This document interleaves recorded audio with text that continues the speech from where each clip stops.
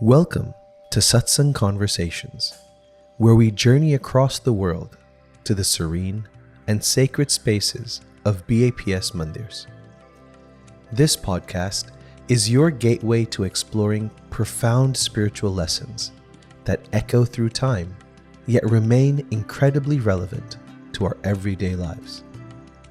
Each episode brings heartfelt discussions, wisdom, and insights that help us navigate the challenges of modern life with a deeper sense of peace, purpose, and connection. So whether you're seeking inspiration, solace, or a spark to light up your spiritual path, join us as we dive into conversations that uplift the soul and enrich the heart. This week, we travel to Stafford, Texas, to the BAPS Mandir in Houston, where we'll be joining in a conversation with Swami Bhaktivardhandas. So, good afternoon, everybody. Jai Swaminarayan. Today, we're going to talk about a Vachanamrut, do Goshti on the Vachanamrut. And that Vachanamrut is Gadhada Section 1, number 16. So, Parth, please go ahead and tell us a little bit about this Vachanamrut. And as you read along, we'll discuss some of the points that come up. So this is actually Yogiji Maharaj is one of his in the Vachanamrut. He talked about how if we can personalize this to ourselves. So I'll start reading. On Makshar Vadi 4, Samvat 1876, December 5th, 1819, Shiji Maharaj was sitting in Alaiya Khachar's darbar in Gadhada. He was dressed entirely in white clothes. At that time, an assembly of sadhus, as well as devotees from various places, had gathered before him.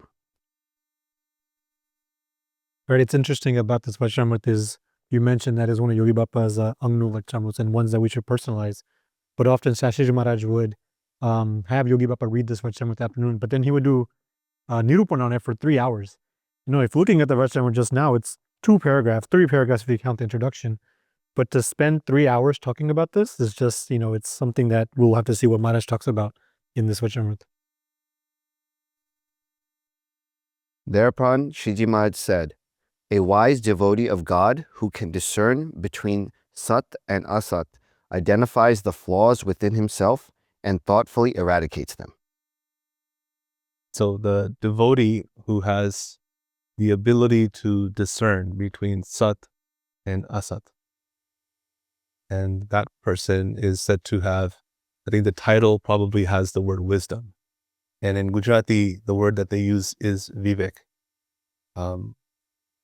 To translate it really directly, it's that word that we're talking about, being able to discern or to sort of discriminate or distinctly identify between sat and asat. And I think you mentioned the first quality of someone like that.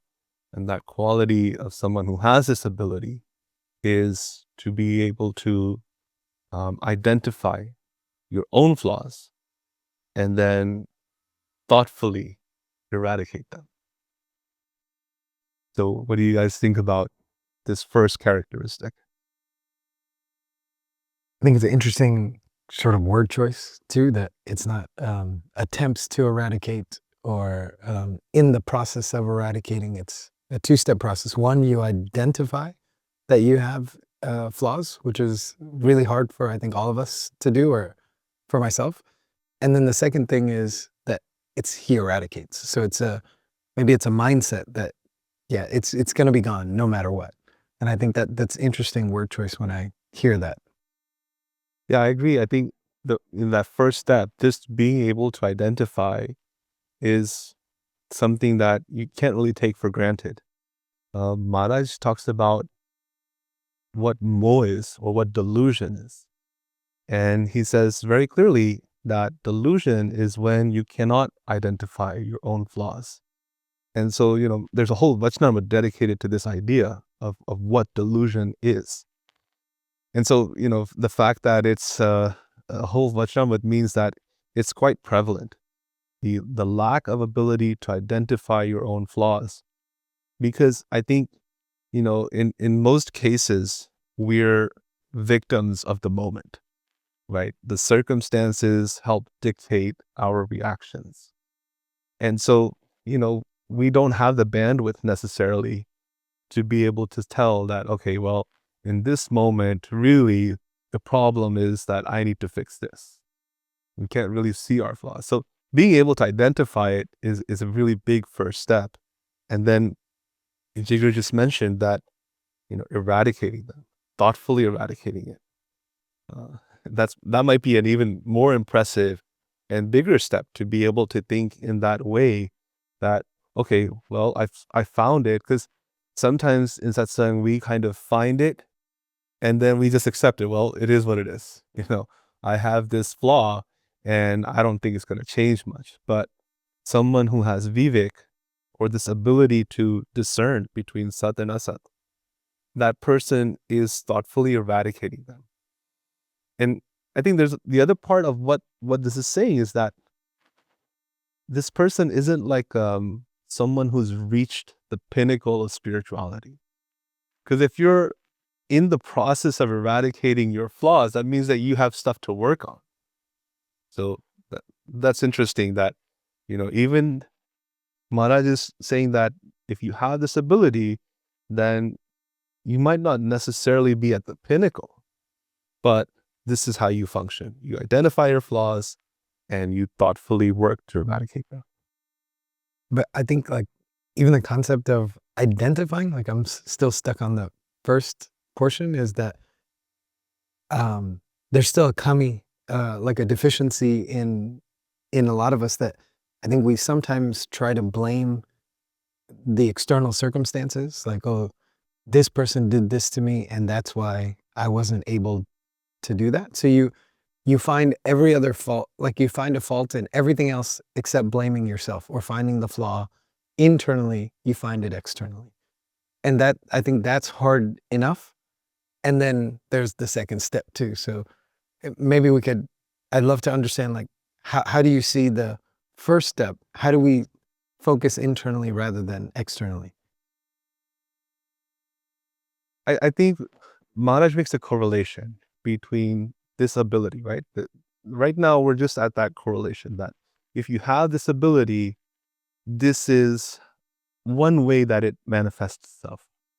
That you have this tendency to understand what's sat and what's asat. As in, what are the things that you can really rely upon, that are dependable, that have, a long shelf life, quote unquote.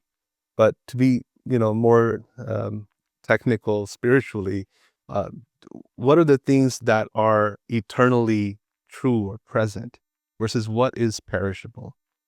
So that idea probably means that this person is much more thoughtful and mindful, so that they're not as reactionary, right? And I think what happens is, why do we lose that ability, or why do we not cultivate that ability? Because when something happens, right, what's the easiest way for us to get out of that uncomfortable situation? It'll be to blame something else or someone else. It's to kind of feel better about who we are, because our mistake or our position is justified. It's not comfortable to confront your flaws when you think about them in a certain way. Like we feel like it's like a judgment of who we are. And for people who have that ability to distinguish between sat and asat, I think one characteristic is that they develop this courage or this resilience. And that resilience, the other side of it is that they don't fear judgment, because they recognize that, okay, whatever I am right now, if I know what's the problem, then I can correct it. I think in our katha, we often hear this example that, okay, there's a snake in the house. Would you be glad to know that there's a snake in the house? Or do you just want to say, oh, there's no snake, just because snakes are scary? It's better to know, because then you can actually get rid of it. And I think that's what makes people feel good about knowing their flaws. When they know, they have the confidence that, okay, it's there, but there's a process for me to remove them. So it's not like a final judgment about me. So with that analogy, I think it's interesting is I think we don't focus on, hey, I want to know if there's a snake in the house or not. It's that, oh, who left the door open to let the snake in the house? And I think we have that victim mindset more so than say, hey, let me own up that this is a deficiency that I have and I want to then eradicate it.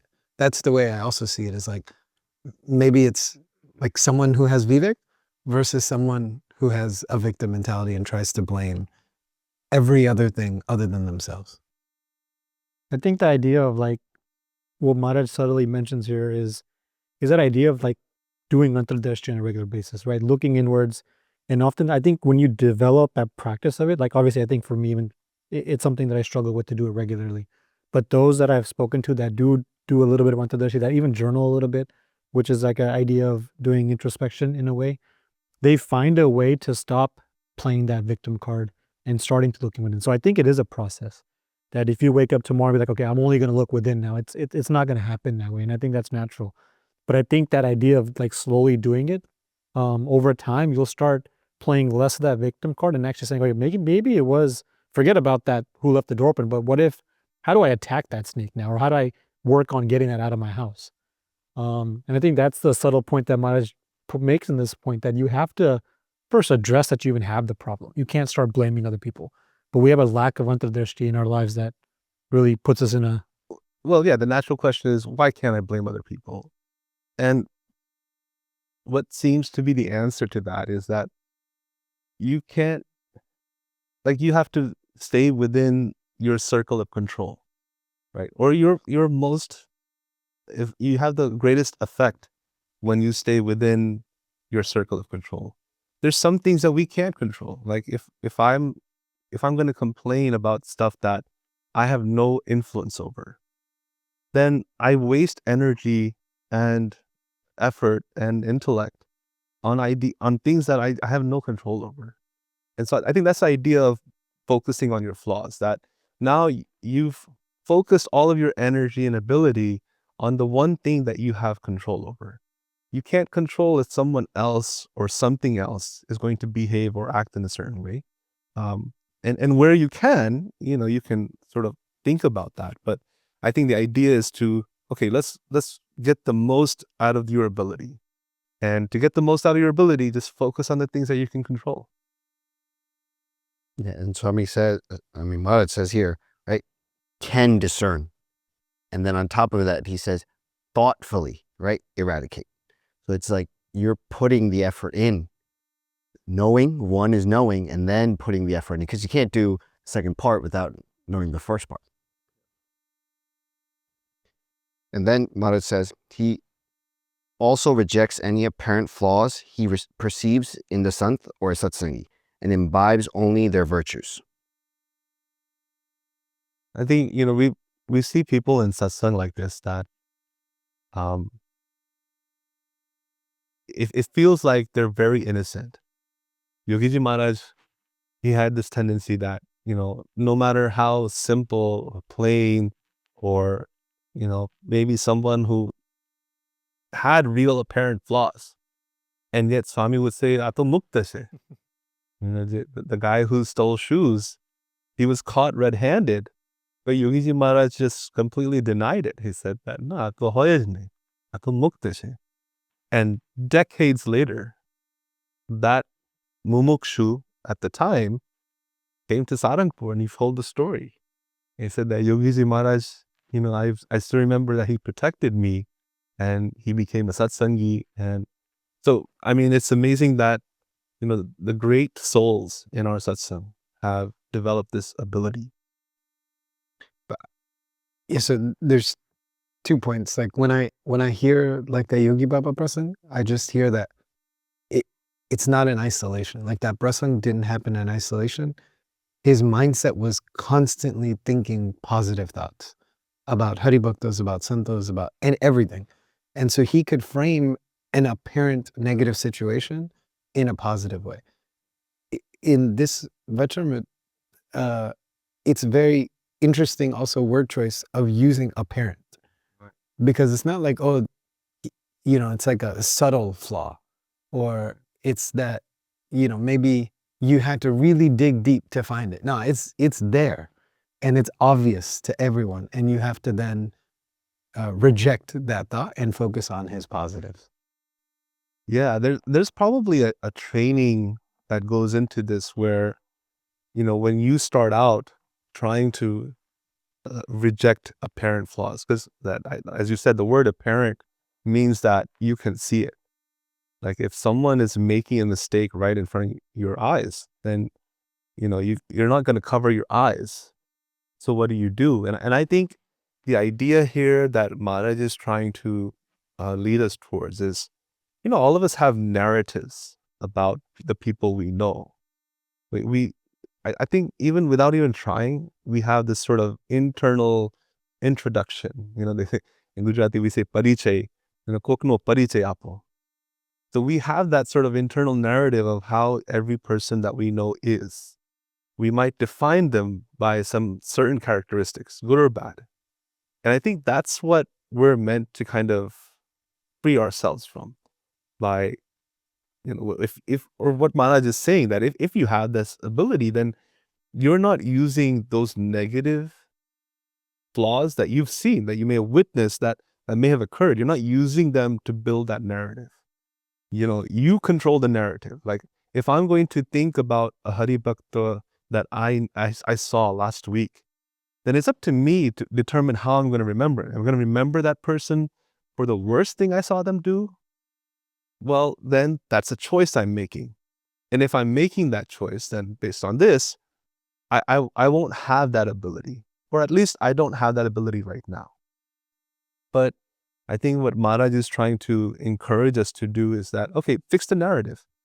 You saw it, it happened, it's on your face. It's not that it didn't happen, but let's make some effort to put that flaw outside. Like leave it alone. Just it doesn't do anything. It doesn't help you. It doesn't build a positive image, someone that you can learn from. So work to reject the flaw and focus on the stuff that's actually going to help you in your sadhana.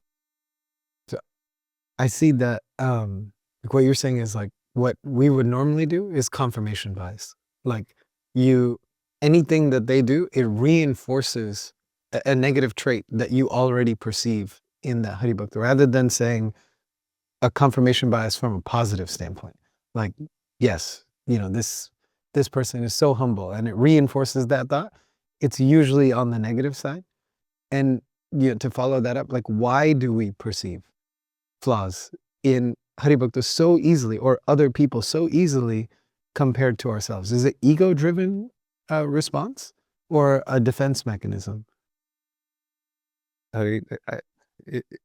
Even defense mechanisms, if you really, really go into what it ultimately is, Mansai Maharaj often says this, that if you see a bhav in someone else, it's nothing else except our ego and our pride.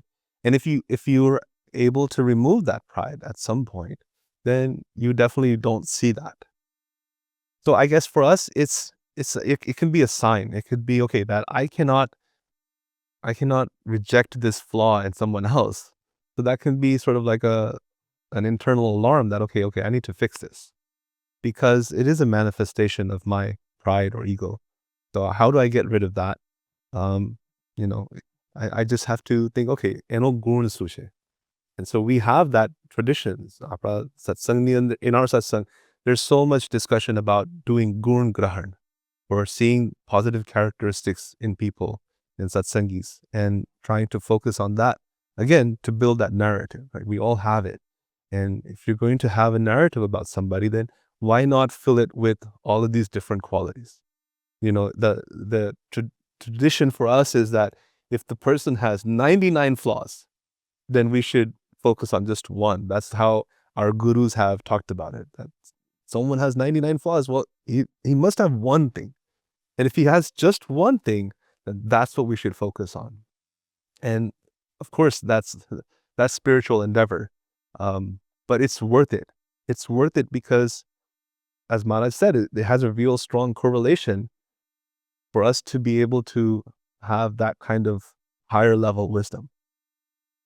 So on that, The next line, moreover, he never perceives any faults whatsoever in God.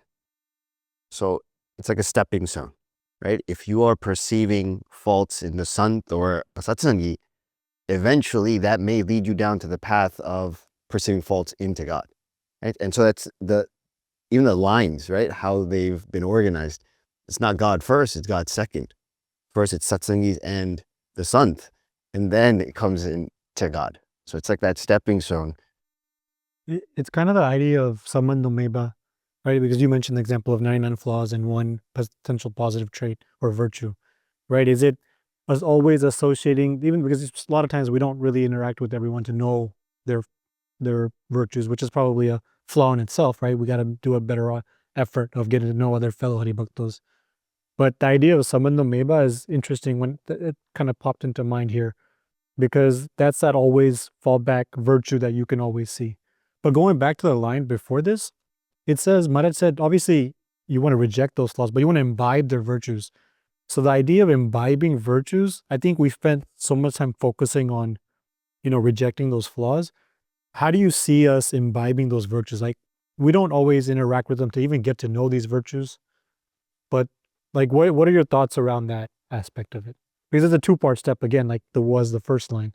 It's rejecting their flaws, but also figuring out a way to learn from them, like be a sponge of these qualities that might be out there. I mean, it's probably a good amount of effort that's demanded in this form. That when you see someone do something that has value, for us, we look at value in a lot of different ways. You can look at it from a more worldly perspective, so that if I'm in a certain field of study or I'm in a certain career, then I might look at someone who's advanced in that career and try to find something that they're doing that I can learn from. In satsang, most of what we're looking for is the way people do seva, the way people do bhakti, and especially when they're doing their seva and bhakti and niyam palan, they're doing it in the way that the Satpurush has prescribed. And I think a lot of us, if we focus on those areas, then it's not very hard to find inspiration. But as you said, that imbibing it is a little bit different. I think we have to have some sort of personal kind of plan for this. I think some people take niyams on their birthday. Some people will have some sort of process that they, look at. Maharaj has said that, every year we should look at how much vasana I had before and how much I have right now. So you have to be looking back. As you said, introspection, antardrashti is a habit we have to cultivate. And through that habit, the awareness is awakened. But by taking, by regularly finding virtue in other people, I think it becomes second nature for us to try to work towards those virtues. Because when you're looking for it all the time, I think it's natural to be encouraged or inspired by it. I think we end up changing the company that we keep based on that kind of idea, that if I'm looking for those virtues, I had just like a second nature to develop that, then I think it actually affects our inclinations and our interests. We start to move away from more worldly pursuits, and you start when you're regularly looking at, oh, this person follows this niyam really well, this person does ekadashi upvas really well, and then you ask them, how do you do it? And you ask Motera Santo, if you have that internal sort of process that I want to get better, then it lines up really well with looking for virtues in other people. I think it's probably, some of it is organic, but I think what has to come from us is the mumukshudha, that I want to be better. So that first line that Jigar pointed out, that this person has this idea that he's thoughtfully eradicating his flaws. So he has that tendency. And if you have that tendency, it works really well with looking for virtue wherever you can find it. I think it's like what That's what I took away too, is that if you have that level of self-awareness, it's naturally inherent that you will then not only eradicate, but then try to imbibe like the positive qualities. It sort of like comes together. You read that line, he never perceives flaws in Bhagwan. Now we can go back to that. And you mentioned there's a sort of progressive nature to how Maharaj talked about it, right? He started with, okay, this person always looks at their own flaws and tries to eradicate them. And next, this person rejects the flaws that are apparent flaws in others, and satsangis and sadhus. And then finally, this person never perceives flaws in Bhagwan. And I think there are some common incidents in our satsang history that point to the importance of this. In Gadhada Pratham, section 1, number 31, Maharaj talks about this challenge that happens, that when you see a flaw in another satsangi, depending on how deep that can go, it can lead very easily to perceiving flaws in Bhagwan. And the example he gives is from the Mahabharata of Shishupala, who saw these flaws in the Pandavas, and ultimately, because Krishna Bhagwan had a sort of a good relationship with the Pandavas, and he had love for them, Shishupala ended up lying and just telling mistruths about Krishna. And so in satsang we have the prasang of Bhudo Dadhal, which is a very famous prasang where Alaiya Khachar's sevak was massaging his feet unknowingly, and when that happened, the reaction that he gave, realizing, oh, this is not Alaiya Khachar, this is just Bhudo Dadhal, it wasn't a good reaction, and Bhudo Dadhal didn't appreciate it. But that progressed from Alaiya Khachar's sevak to Alaiya Khachar to Nishkulanand Swami, and then ultimately to Maharaj. So there's a progression there, and maybe that's why Maharaj has spoken about it in this way. But to the point itself, never perceiving a flaw in Bhagwan, I think that's interesting, because when you first think about it, okay, well, do we perceive flaws in Bhagwan? And why would Maharaj mention it as a characteristic of someone who has this level of wisdom? Like when do we see flaws in Bhagwan? Or what prompts us to see flaws in Bhagwan? I think that's tricky because it happens so innately. Like, we don't always correlate it to seeing a flaw in Bhagwan. We may see flaw in a situation or an outcome of like something that may have happened, but I think without really recognizing it, you're seeing a flaw in Bhagwan, right? The idea of sarvakartapanu isn't coming in at that point. And maybe that's one of the ways where, if a situation didn't go the way we had planned or expected based on all the tyare or the planning that was done, maybe in that situation, taking blame and every other thing, you may, unknowingly be taking a flaw in Bhagwan because everything just happened the way he wanted it to happen. That's one way I can think of it. I think unmet expectations is interesting. Like we create expectations for a certain scenario, and when they don't play out that way, it's upsetting to us. And when you attribute that to Bhagwan, then that's when this seeing flaws comes in. But otherwise, you would think that, okay, we're devotees of Bhagwan, we're all satsangi, and we see Maharaj as our Bhagwan. We see Maharaj and we say his jai, we sing his bhajans. But at the same time, if something happens where, Bapa gives labh to someone else, and we were supposed to get labh, and then we don't get it, do we think like, well, why does Bapa give labh to this person? Especially if it happens repeatedly. Why does he always give labh to this person? And why can't I get that kind of labh? So I think there's that we have certain things that we want personally. And when we don't get that, or those expectations are met, I think that's an immediate source for us to kind of see a flaw in what Bhagwan is doing. I think all of that is tied into what you were saying earlier, that it's ego driven. So that is the fundamental element of like even this person.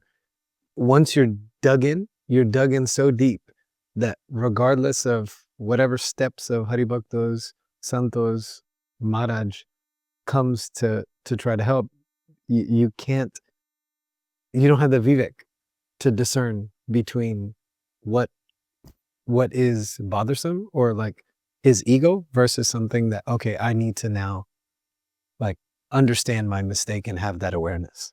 Yeah. I think, from Maharaj's time, look at all the interactions between Haribhakto and our gurus. And what we see is that when you have enough patience and enough faith, then ultimately there's a big benefit. And it's often when it doesn't work in your favor. Things don't always go in the favor of the favored Haribhakta. Someone that Maharaj loves, but it doesn't always work out for them the way, you might expect to. But when they maintain enough patience to kind of say, okay, well, Bhagwan would not do anything wrong to me. Over time, the big payoff is that they get to see the big plan. They get to see what the whole purpose of it all was, especially for them personally. And the other side is also true, that someone like Alaiya Khachar, because you talked about how it's going to be ego. A lot of it is going to be at that ego. And Alaiya Khachar's example is pretty amazing because he helped the faith of so many people. Like, he convinced, as we say in satsang, more than 2,000 people that Bhagwan Swaminarayan was indeed Bhagwan. And that's no small thing, to talk to someone, do sampark, introduce them to satsang, and then because of your interaction with them, they're inspired to take on satsang and then ultimately see Maharaj as, their Bhagwan. That's a big deal. And that's a lot of seva to have done. And then at the same time, Maharaj says a few things, and it's usually this kind of example where Muktanand Swami, Maharaj asked Muktanand Swami that, who are the great Hari Bhakto? And Muktanand Swami says a few names. And maybe Alaiya Khachar was also on his mind, but he didn't even have the patience to wait. It was just that, okay, these names were said, what about me?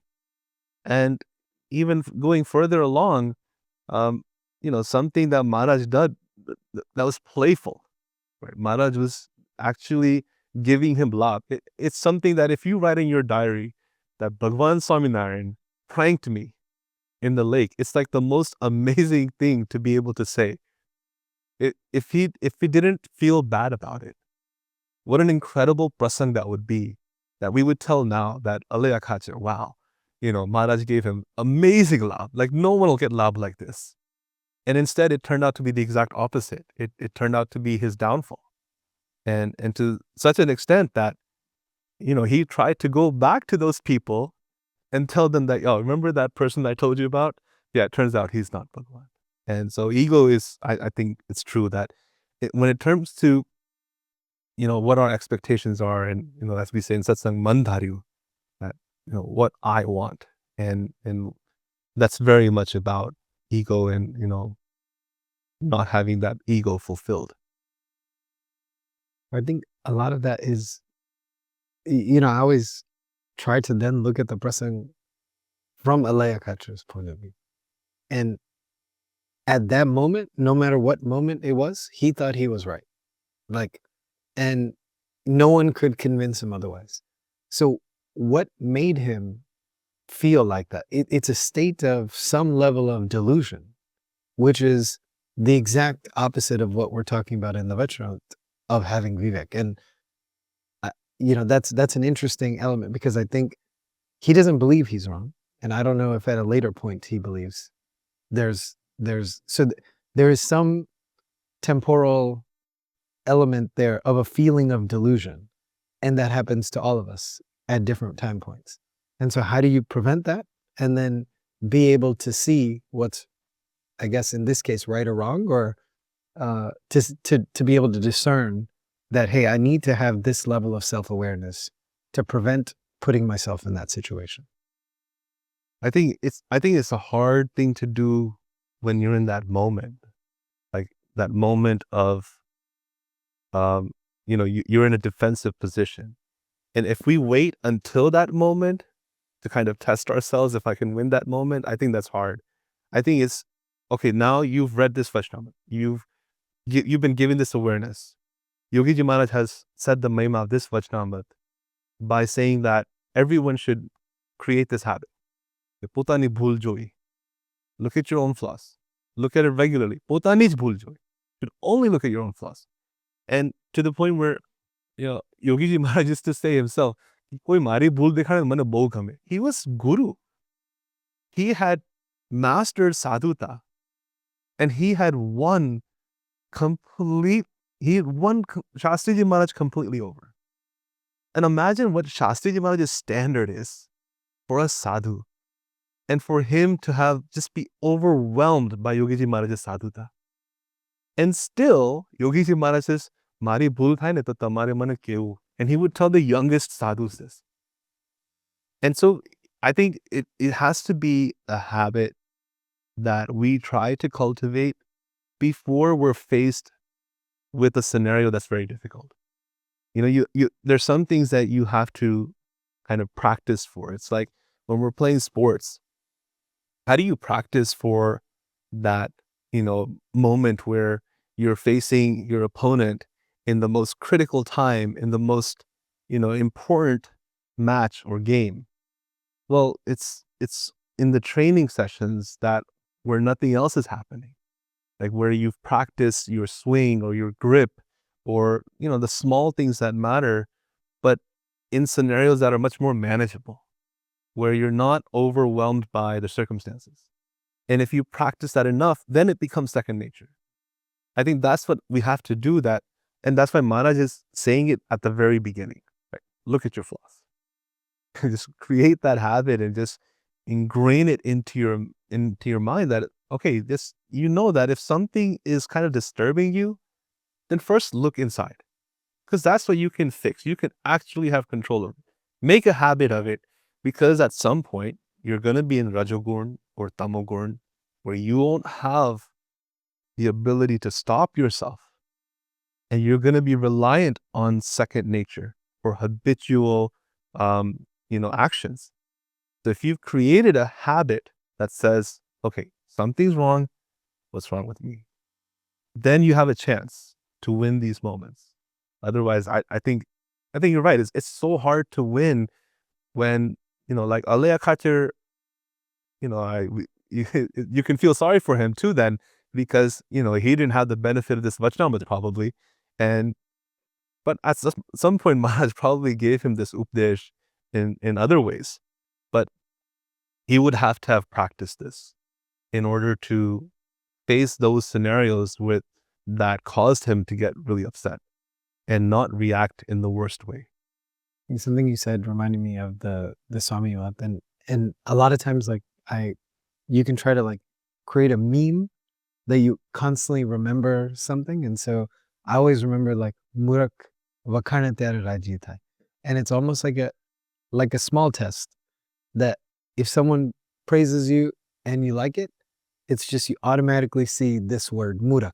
Oh, that's awesome. Murkh, like, it's just it's a meme in essence, but it's a form to sort of start retraining your mind that, hey, what he's saying in this Vachanamrut makes a lot of sense, because my mind doesn't normally work like that. So I have to train it in that capacity. This is one of the great things about satsang and our gurus, where Gunatitanand Swami, Yogiji Maharaj, Bhagatji Maharaj, Shastriji Maharaj, they've created these kinds of seemingly simple statements, but there's so much wisdom in it. Right? Imagine learning something in Bal Mandir, like a Swamini Vat that says ke dayo hoy tene vade tyare raji thai, and Murkh hoy tene vakhane tyare raji thai. I mean, if it's ingrained enough into you, then, as you said, I mean, you can be 40 years old, you could be 60 years old, you could be 70 years old, and you just learn to like train yourself that am I getting, overly happy about someone saying something nice about me? And the word Murkh comes up. It's amazing. That's one of the great things. Satsang has these sort of simple ways of imbibing deep spiritual, virtues. All right, so further. In addition, he accepts whatever words of advice God and the Sant offer as the highest truth, but does not doubt their words at all. Thus, when the Sant tells him, you are distinct from the mind, body, indriyas, and prans, you are Satya.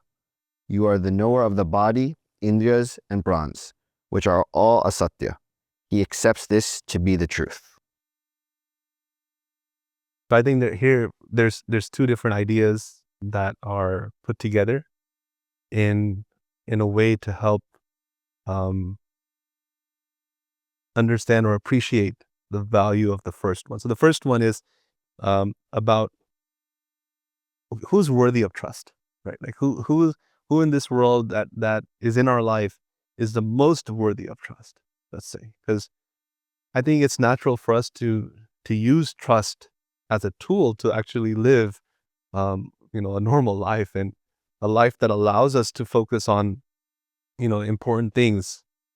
But amongst those things, amongst all the people and all the different institutions and different objects, I guess, that we place trust in, who's most worthy of it? And someone who has this ability to see between sat and asat sees that, okay, I'm going to place the highest level of that trust in this sant. And then Maharaj connects it right away just to help show what the value of that is to the idea of Atmagnan. Right. So one of the most difficult things for us is to be able to distinguish our true selves from our body and our mind, because it feels like it's intangible. And we're so used to needing things that we can hold and touch and comprehend. And now you're trying to wrestle with something that is just outside of all of those, all of those forms. Well, how can you do it? That's what Maharaj says, that, okay, if you trust the Sant, and if you place the highest level of trust in the Sant, because you see that what he says is the highest form of truth, well, the payoff is this. The payoff is you get to be able to achieve something that otherwise is not normally achievable. So I think one of the things that you mentioned is that the highest truth. So it's not you just believe them to be true, or but he is saying, like, there's a level to it. Like, there's nothing else above this. It's the highest form of truth. And if you believe it to be the highest form of truth and you don't doubt it, then the second statement sort of falls in line. So why do you think he used the word highest? And, I think about that too, is that there's so many sources of truth or information, maybe not truth, but information. So how do we, right now, while we're trying to figure out, like, where is the true form of truth, he's saying not only truth, but the highest form of truth. Yeah, especially now, like, everyone has their own truth. Yeah. And that sort of discussion is really common, that, okay, what's your truth, and relative truth, and we have all these ideas about truth. And when we talk about sat and asat, what we're trying to get to is something that is eternally true, that is always true. And the reason I think Maharaj is qualifying it here with that adjective, the highest truth, in Gujarati we say Param Satya. Why? Because there's a nature to it that we're not qualified to judge it. Like, there's a nature to it because it's an eternal thing, and we're so used to still operating on a worldly level, right? We operate on things that I can see. Well, there's so many things that are outside of our ability to see, the spectrum of light. There's so many things that are outside of the frequencies that we can hear. There's so many experiences that we can't really judge. And so amongst all of those things, what is the highest form of truth? well, more than likely, it's going to be something that you're not qualified to judge. Because, we don't have the spiritual experience. We don't have, the perception to be able to judge it. And so if I'm going to lean on someone to provide this, I want to lean on the Sant. And I lean on the Sant. And the Sant, I know because of his spiritual status, his connection with Bhagwan, his experience of Bhagwan, it's so real that if I'm going to lean on something that is eternally true, and let's use a more accessible term, an objective truth, something that's not relative to each person, but just objectively true and true eternally. Like it's true now and it's true anywhere else. Then I'm going to lean on the Sant. And I'm going to say, well, I'm not able to judge it because I'm not qualified to judge it. But I feel like he is the person that owns this. And if I have that faith, then this is the kind of thing that opens up to me. The idea of Atma and De being separate. Yeah, I'm just looking at the Vachanamrut. That's just that. I see like a pattern or a building of a foundation that you don't perceive any faults in a satsangi, a sant, and God, and we talked about all those points. So you never see any faults there, and then you accept their words to be the highest form of truth. So it's that you have to first never see flaws, and we talked about how you have to retrain your brain and see all of those elements, and then you see them as the highest form of truth and not see any doubts. And then I think like the harder part, the less, the intangible part, like, oh, you are the Atma, that element that we can't perceive, that follows on a following sentence. So it builds and then tells you something that you don't perceive to be, you don't know if it's real or not. And he's explaining that if you follow this step, wise fashion, then you will believe this to be true. Yeah. I think those first few steps are definitely sort of like, if not prerequisites, they're definitely things that kind of work in parallel to this idea. Because, I mean, how can you see flaws in Bhagwan and then say that, okay, I'm going to also think that what he says is Param Satya, or the highest truth. You definitely have those things in parallel. And so, yeah, there is a building of a foundation of our understanding. And I think what Maharaj is doing here is showing how someone who has this wisdom, this ability to distinguish between Sat and Asat, what are the patterns of his behavior that touch every aspect of his life. So you get to see firsthand that, okay, which direction should we be going in? And how can I know that I'm moving towards that? Because we all want to become Brahmrup. Like from the time we came into satsang, we've been saying, "Ke mara to akshar dhamma jau che, ke wo ek sankalp rakho che." And it's in our mind that apne Brahmrup thau che. We say it at the end of every sabha. And, Bapa has said that it's the main shlok in the Shiksha Patri, the main shlok in Satsang Diksha. Ke Brahmrup thene parabramni bhakti karvi che. So it's there. But now, if I'm going to stay on that path, well, these are the different aspects. And so when he gets to this point, I think there's a big benefit that he's giving right attached to that idea. And Bhagatji Maharaj is a good example of showing that, there are so many instances in Bhagatji Maharaj's time with Gunatitanand Swami where it didn't make sense. It didn't make sense to continue and in some instances to do what Swami wanted him to do. It was counterintuitive because it didn't work with the way the community had set rules for behavior. It didn't make sense in, his personal health. He was doing things that are counterintuitive in multiple ways. And in all of those instances, his thinking was Gunatit par maro de kurban. Like I've assigned this body. And by body, we mean body and mind. I've assigned it to Gunatitanand Swami. It's his. So he determines. And I think that's the manifestation of understanding that, okay, he represents the highest truth. So maybe if I'm, crushing this limestone and people are saying, well, you'll go blind, that's okay. Swami wants me to do it. And if Swami wants me to do it, then that's where I'm going to find my truth. I'm going to look here, and I'm not going to give into a lot of the other influences or a lot of the other people that are telling me about, okay, what's right, what's wrong, what should I do, what shouldn't I do. I'm going to lean on Swami because I see him as the representation of that, higher form of truth that I seek. Because I have that, right? As Maharaj is attaching it to this, it gives us, instant. In the Vachanamrut, Maharaj says ke Satpurush ni agna ne vishe vartu. Ej atma satta rupe varte. So if, just being committed to his agna is what helps determine whether or not we are atma satta.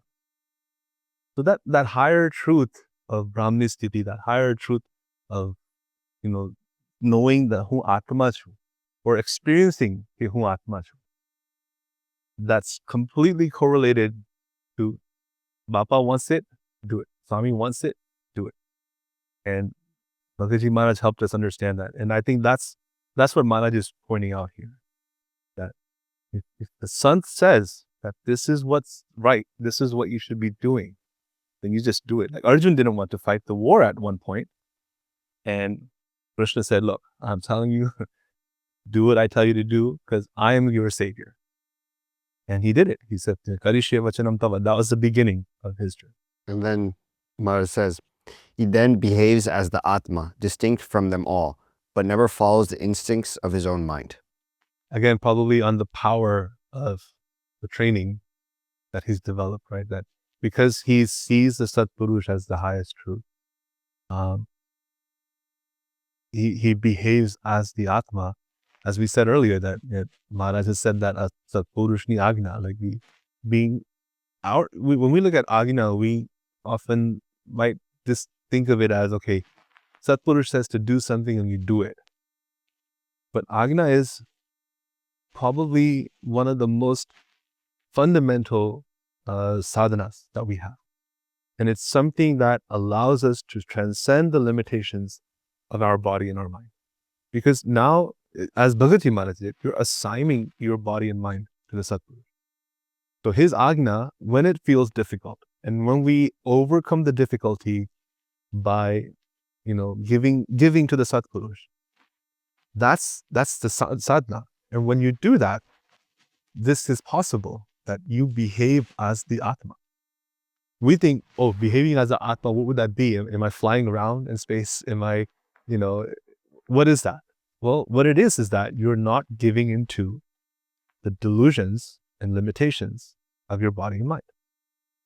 You're living at a higher purpose, and that purpose in satsang is defined as the Satpurush's agna.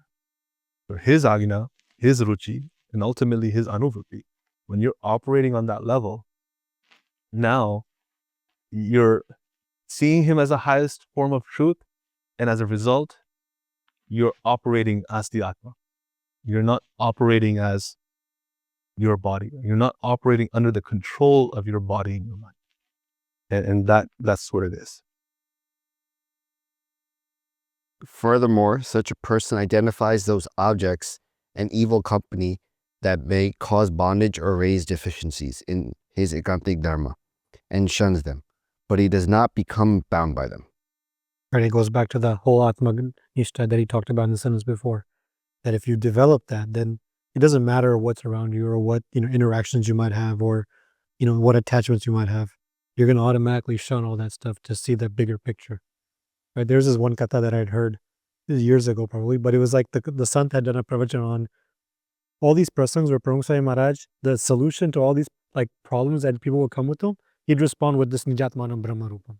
That if you understand the words of that one shlok in the Shikshapatri, and obviously in Bhagwan Swami Maharaj references it in the Satsang as well, but if you just realize what Maharaj is saying in that one shlok, that all these things become so like minute that it doesn't matter.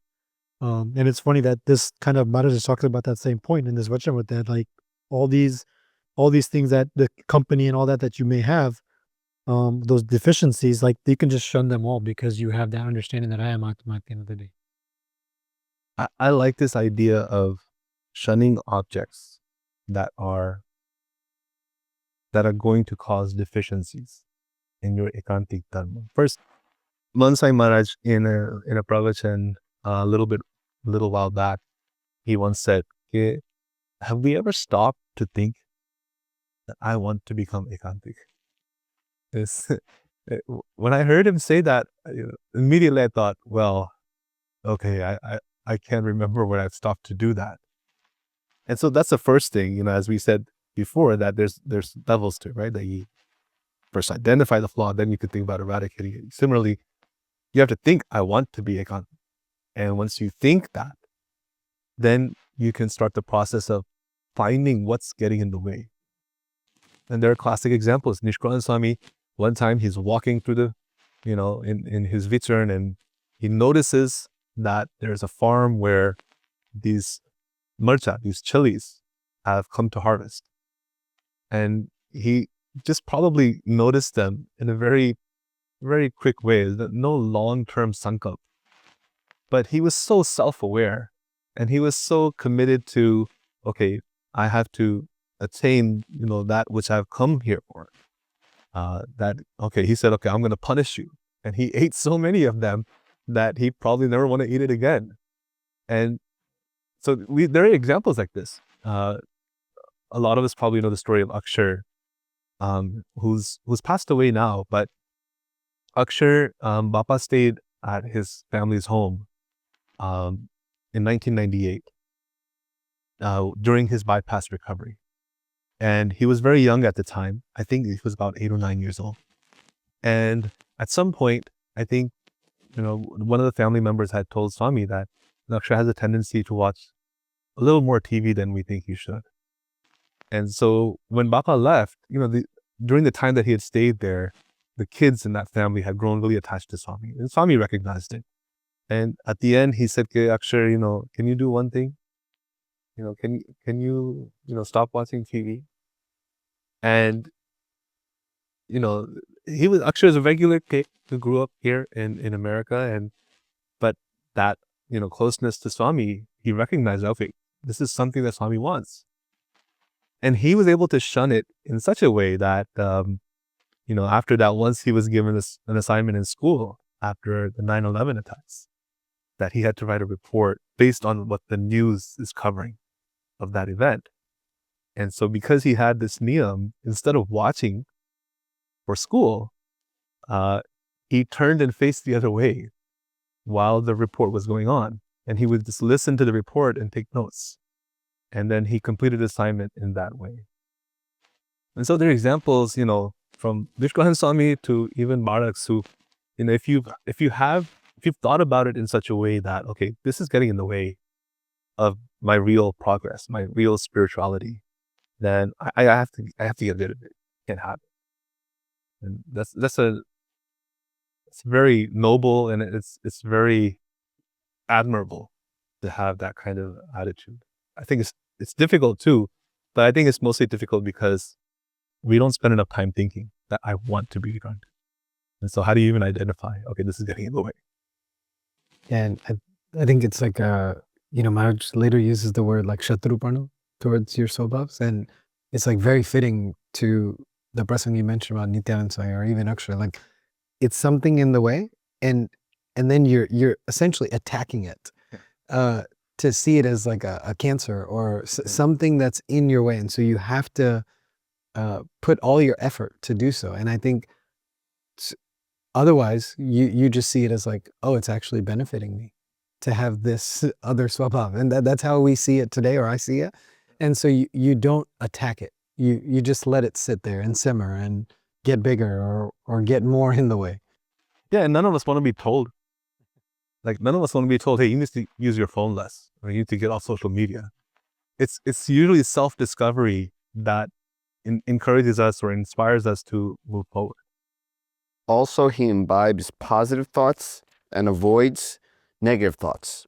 One who behaves in this manner should be known to possess wisdom. Yeah, so that word wisdom comes up at the end.